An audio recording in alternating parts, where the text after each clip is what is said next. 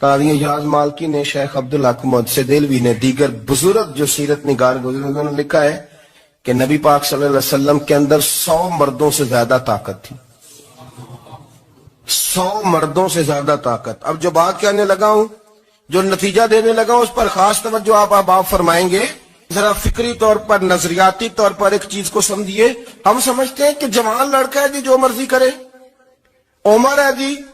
آپ ذرا بات پر غور کیجئے گا کہ حضور صلی اللہ علیہ وسلم میں طاقت 100 مردوں سے زیادہ ہے اور حیا کواری لڑکیوں سے بھی زیادہ ہے. ذرا اس بات کا تقابلی جائزہ کیجئے گا کہ طاقت 100 مرد سے زیادہ ہے لیکن حیا کواری لڑکی سے بھی زیادہ ہے.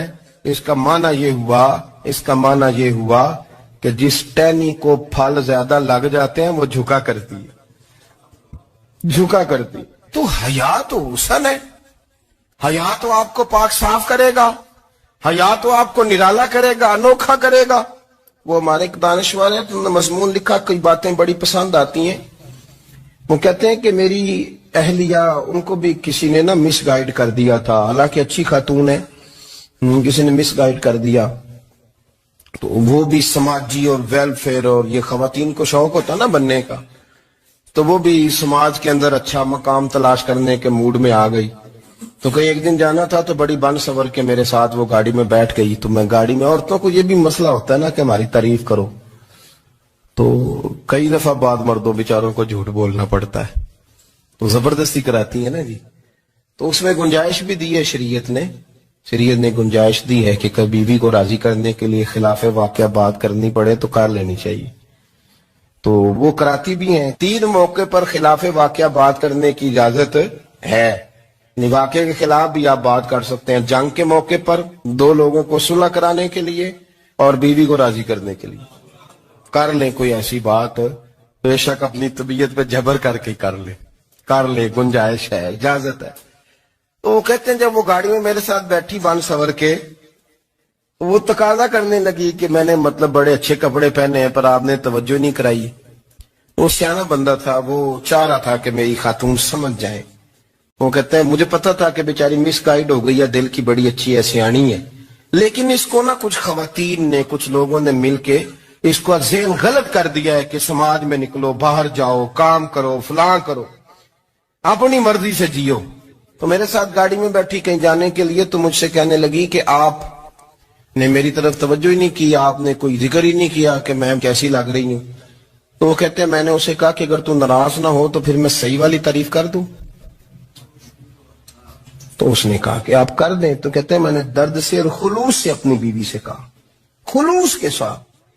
میں نے کہا میں تو روز گھر ہوتا ہوں، روز شام کو گھر ہوتا ہوں، اگر تو میرے لیے تیار ہوتی تو میں تیری تعریف کرتا، لیکن آج تو باہر جانے کے لیے تیار ہوئی، تو پھر ان سے تعریف کی امید رکھ جن کے لیے تو نے تیاری کی ہے. میرے لیے تیاری کرتی تو میں تو ہر شام تیرے پاس ہوتا ہوں. کہتے ہو میرے لفظوں میں درد تھا تو وہ بھی رو پڑی اور کہنے لگی آپ گاڑی روک دیں، مجھے باہر جا کے کسی کو راضی نہیں کرنا، میں نے اسے راضی کرنا ہے جس کو رب کریم نے میرا شوہر بنایا ہے اور میرے لیے منتخب کیا ہے میرے ماں باپ کو. میں واپس لوٹتی ہوں. یہ ایک پہلو ہے سلگتا ہوا، اس کو سمجھا جائے. رسول کریم صلی اللہ علیہ وسلم عرب کی کواری لڑکیوں سے زیادہ حیا والے تھے. کواری لڑکیوں سے زیادہ حضور حیا فرمایا کرتے تھے. جب خانہ کعبہ کی مکہ شریف میں تعمیر ہو رہی تھی نا، اہل عرب اس کو تعمیر کر رہے تھے، تو نبی پاک صلی اللہ علیہ وسلم اپنے چچا حضرت عباس کے ساتھ خانہ کعبہ کی تعریف میں مصروف تھے. تو عرب کے لوگ چونکہ لمبا کرتا پہنتے تھے پیروں تک، تو نیچے اگر کسی وقت کچھ چیز نہیں بھی ہوتی تھی تو کسی کو وہ نظر نہیں آتی تھی، کیونکہ پردہ رہتا تھا، لمبا کرتا پہنا ہوا ہوتا تھا.